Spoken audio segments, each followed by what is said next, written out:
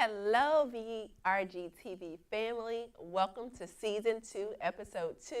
With these beautiful ladies, my guest today, I have Miss Melinda Sanders, owner of Filthy Gorgeous, and Miss Marie Troop, owner of Wine and Design. I'm going to let them kind of dive a little deeper and tell you more about them.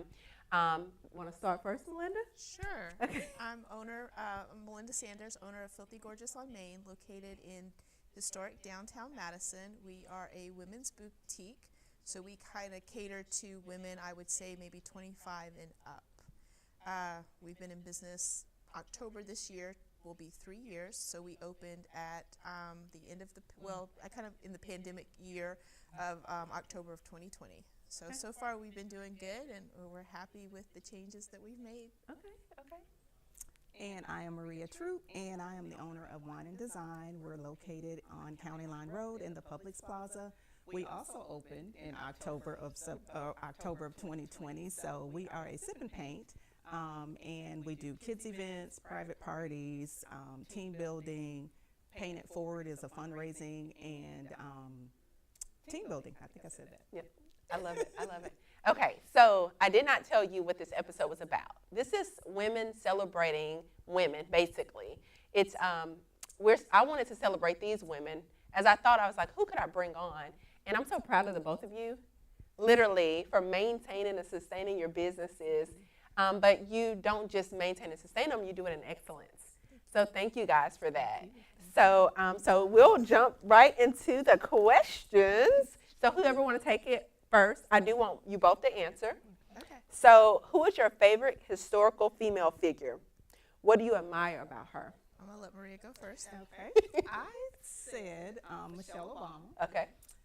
Because of her grace, her dignity, her character, her Everything. all of her, our forever first lady. Yes, I love it.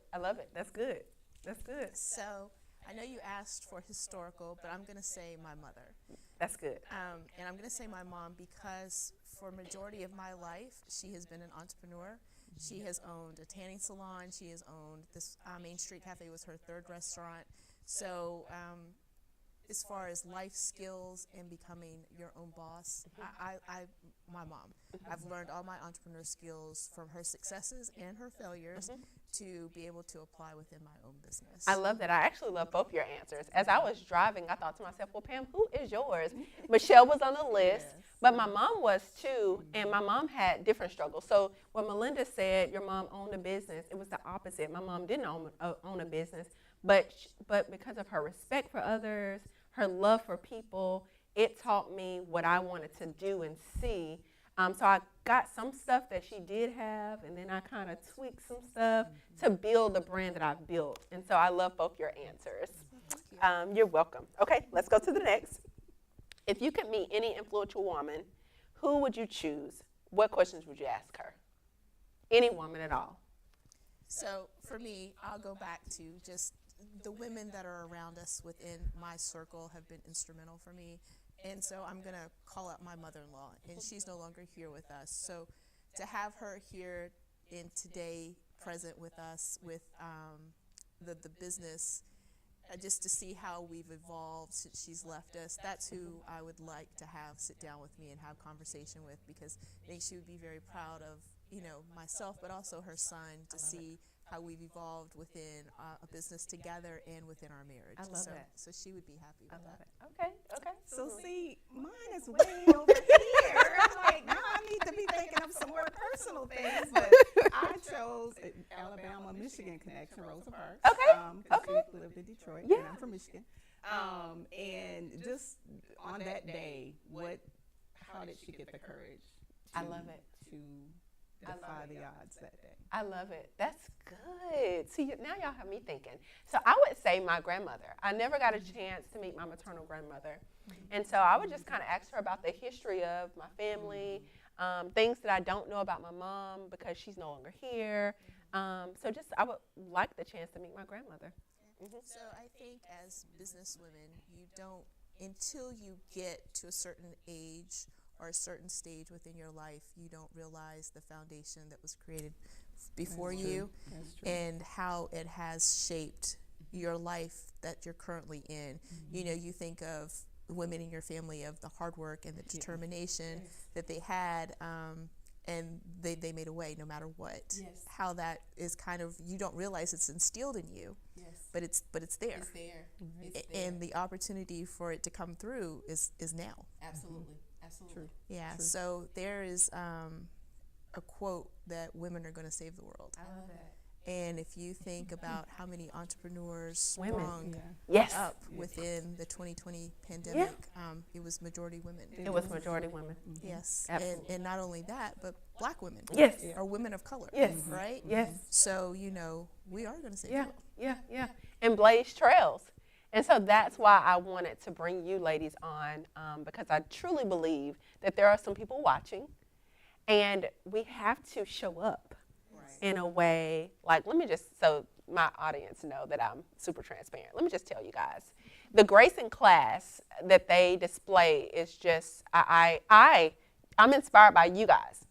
You may not think that, but women are watching no matter what, even if they don't hit the like button, even if they don't. And that's why I honor, and I try to tell people when I see them, oh, you look nice, or hey, I love what you're doing within your business and throughout your business.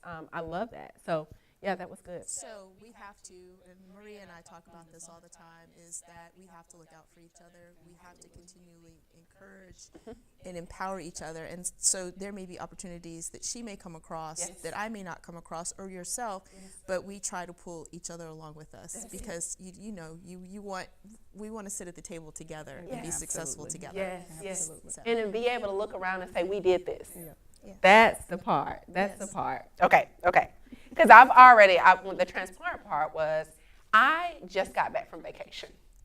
Okay? You got to. And so in getting back from vacation, me and my assistant stacked everything on this day. And so my ladies just gracefully waited for me as I got prepared for this episode. But this episode was very important to me. It really was, because I don't think we celebrate each other enough. We don't. I don't think we slow down enough. I actually am, in the end, are going to challenge y'all to something, and also the viewers. But anyway, we'll move on to the next question. Okay. What advice do you have for women who want to work in a male-dominated field? This was all yours. So I'll take this one. So my previous role, I worked in a male-dominated industry, and I remember when I first started, I look a lot younger than what I am, and I remember walking into the conference room, and it's nothing but men sitting there, and they're just kind of like looking at me like, what is she doing here?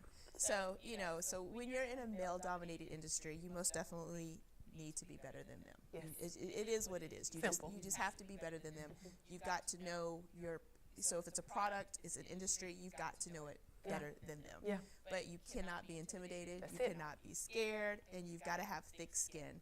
So Maria and I were talking, and she said the word hopefully, and this is going to stay with me for the rest of my life, and I say it to others now. But I remember speaking on the area that I covered, and I was telling the team what my team here in this area was going to do.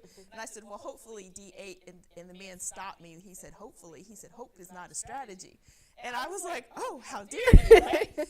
And what he said to me was so true. And he said, so let's start all over again. He said, so what is your plan? How are you going to put your plan in motion? Yeah. And it was, it was great learning tools for me to be in a male-dominated industry, because I think that once you have placed yourself in a male-dominated industry, there's nothing outside of that that's going to hold you back. That's good. So, knocking on doors or showing up or having conversations in front of a crowded room, there's nothing more tougher than sitting in a conference room and being the only female in there, and just eyes peering at you like, she don't know what she's talking about. Oh, well, I do know what I'm talking about. Yeah.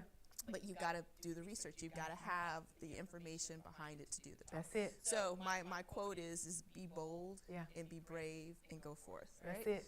And I just did a interview, and I said, sometimes we don't know what we're doing, but you've got to figure it out. Yes, it. You can't keep saying, well, I didn't know that. Well, why don't you know it? Exactly. Exactly. Find the time to figure it out. Find the time to know what it is that you need to know. Yeah. So. And that's good. Like, basically, she's telling you to study. So I have a little story. So I won't go back to the stakeholder meeting, because that was a scary room. When you walk in the room and there's nothing but men there, and Mayor Finley calls me in to be in the stakeholders meeting, and I'm like, well, they think to put any other females in here. And so you walk in those rooms and you immediately shrink, or I did. And I was like, well, I'm not supposed to be here. But back in my head, I'm like, no, you are meant to be here. But fast forward, I've been, and my viewers don't know this, but I've been slowly getting wet feet in the commercial industry. And, you know, that's male dominated. And I walk in a room. So basically what Melinda is saying is show up, be present, and be prepared. So I walk in a room, and Eric may not be watching this, but Eric Gonzalez, he basically appointed me as president-elect for this male-dominated field just recently. And I'm like, okay, well, there we go. We're getting in these rooms, and we got to own that room when we get in there, not be afraid or don't shrink. Just do it scared. Don't be intimidated. I mean, that's it. So the thing is you really don't know what they know. That's like it. You really don't know That's it.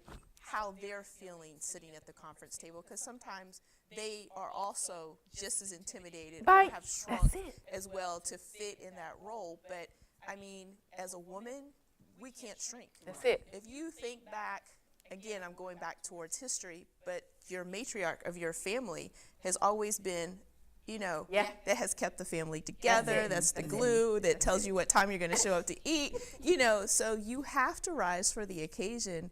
And you know, and the good thing about women is we tend to also walk in the room for the part. That's it. We may not be ready for the part, but we walk in and own the part. That's it. So, you know, so just go in, be yourself, be bold, but know the subject at hand. Be able to back it up. Yep. Be able to back it up. Absolutely. Okay, that's good. I hope y'all grab some notes, some gems, some nuggets from this. Okay, here we go. How do you empower yourself and the women around you? We talked about this. I was saying that I need to do better. I don't empower myself as much as I should, but I'm all about empowering other women. Making sure that they are heard, you know, really listening to them, giving them opportunities, whatever that may be. So. I love that. So same here with my ladies. So with Girls Inc., I am a champion, and so when they come in, I talk to them, but I let them do more of the talking. So I do encourage them, you know, if there's a field of study that you want to go into, don't ever let anybody tell you you can't do it. So I don't like dream killers. I love dream chasers, but don't ever let anybody tell you what you can and cannot do, because if we listened to those that told us that we can't, if I listened to people that said do not open during the pandemic, are you crazy? I would not be sitting here today. I would still be unhappy working for somebody else and having them tell me what I can and cannot do. So, you know, you empowering yourself, you've got to be fearless and faithful. That is me. That has been my motto since I've left my corporate job. I have been fearless and faithful. You've got to believe in yourself, and you've got to also have like-minded people around you. Yes, that's the most important thing, because sometimes you inspiring and motivating others, you kind of inspire and motivate yourself too. That's it. So, you know, have like-minded people around you that can encourage you. That's good. That's good. Okay, guys. So now we're just going to have a conversation. Okay. So what is one thing that you can tell any woman since you've started your business? Because I think sometimes we think it's easy. They see Filthy Gorgeous and they see. So is there anything that you can share, starting your business, any advice at all, or for that woman that's struggling, trying to figure out if this is something she should do, or she may be 3 years in business. It's like, oh, well, this dream is not going the way it seemed. Should I keep going? So I would say don't be afraid to change your game plan, because just because you had envisioned a game plan, so I envisioned my boutique like an Anthropologie. Guess what? Not everybody shops at Anthropologie. So I had to change my game plan to fit the area that I am in. Yeah. And so, and I may change my game plan again, but don't be afraid to make the changes that are needed in order for you to be successful. Because sometimes it's hit or miss. Sometimes you may I may buy this dress here and not everybody like it, and I have to end up marking it down. So now going forward, I know, so maybe I need to stay away from styles like this or not have as many styles like that. So don't be afraid to change your game plan, especially if you want to keep going in business, period. Business in general. Yeah. And for me, if there's an area that you're not an expert in, marketing or whatever, thank you, hire somebody. That's it. Because we're not the expert. Yes. You can't know it all. That's the thing. I think we try to be the experts in every field. Well, and I'm guilty of that myself. Yeah. And I can do it like you. Right. So I'm going to do it. Well, okay, you may not be the best person to do it. Right. So hire somebody. Yes, most definitely guilty. And I will tell you that I just read, are you the one holding your business back from growing? And I was like, oh my God, is it me? Where did you find that? I might need to read that. Because it's true. You try to do the marketing, the buying, the website, all of it. Yeah. So what they're saying is you need to go to another source. If you are not an expert in that field, let me tell you, technology is not my thing. But thank the Lord, the Lord sent my husband. So hire out if it's necessary. If you have the funding, just hire out. So now we're going to get some fun facts from our friends, and we're going to let them go. Any fun fact at all that you would like to share? It could be about your business, your personal life, anything at all. Fun fact. Huge Michigan State fan, Sweet 16. I'm so sorry. We hope to see Alabama down the road. So fun fact, that's my fun fact. Rose Bowl 20 something, 15, 16 was the time of my life. Okay. So yeah, and we won. Okay. So that's a fun fact. Okay. One of my fun facts. So fun fact for me is that I don't mind sharing this. I'm going to be 50 this summer, and I am going, and fabulous, yes. And I am going to London and Paris to celebrate my 50th birthday. I love that. So that's my eye on the prize right now to be able to go there. And then another fun fact that I just discovered, and for the business people that may be watching, because we are in tax season, is that I picked up a new line, a new brand of clothing that it's actually in Paris, and found out the showroom is going to be right down the street from hotel. So what does that mean? Tax write-off. Tax write-off. Business trip. So business trip it is. Of course, I won't be able to expense the whole trip, but the Paris part, most definitely. I love that. Okay, so let's now let them tell us how to find them, where to get in contact, and all those things, and it'll be provided for you on the screen or in the comment section. So you want to start first, Marie? Yes. So our website is www.wineanddesign.com/Madison-AL. Super long, I know. Or you can email us at madison.al@wineanddesign. And our phone number is 256-262-4194. Okay, and Filthy Gorgeous on Main, again, is located in downtown Madison on Main Street. We have the beautiful pink facade, so you can't miss us. Our website is www.filthy-gorgeous.com. Our phone is 256-325-2225. And email is Melinda with an E, MELINDA, @filthy-gorgeous.com. And social media is Filthy Gorgeous on Main, Instagram or Facebook. Yes, WND Madison for Facebook and Instagram. Okay. So I just want you guys to support these women. Let's celebrate each other. I don't think we do enough of that. So let's celebrate each other. Me and my daughter was in the shop just before we went on spring break, and Melinda was pouring into my daughter, who's only 12, but she has an entrepreneur spirit. I was speaking actually earlier at a counselor's event, and they were telling me, because my daughter went to Madison County Schools, and they were like, yeah, she has an entrepreneur spirit. And I was like, oh, I don't know where she got that from. But thank you for pouring back, and the same for you. Like, you have kids that come and host parties. You just never know how you're sowing and pouring seeds into the youth. And I think that's what we need to think about more as well, is pouring back into the next generation. of kids that's coming behind us? So for me, my mom didn't realize that she was giving me that. I didn't. So let me back up. So I didn't realize that the knowledge was there. Yeah. Right. So at a young age, because I was a child, I just took I took advantage of it. Right. It was just there, and she, back then didn't realize that she was instilling those values and morals and just business sense into me. But now that I am at this age that I'm at, I can look back and be like, oh my God, I remember this, I remember that. And opening my business, I did everything online. My LLC, and I talked to people. I had to go get an attorney. Hold on, time out. You didn't have, so the money things that you can do yourself, you really need to take the time to Google it, read information about it.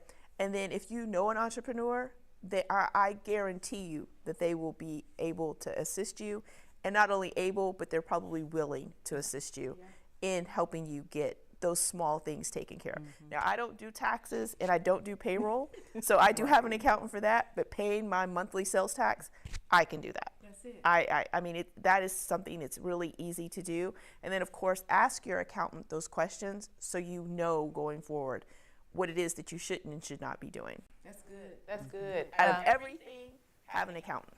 Yeah. If you don't have anything else, have an accountant. Yeah.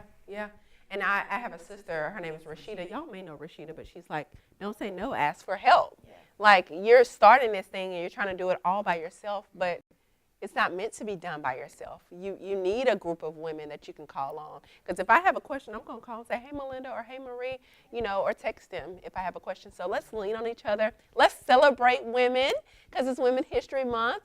And let's end it well. So thank you guys for joining us for Season 2, Episode 2, Women Celebrating Women. Join us for the next episode. I'm excited about that episode. But make sure you follow my ladies. Go visit their shops and show support. All right. Thank you guys for joining us today. Thank you. Thanks for having us on. Absolutely.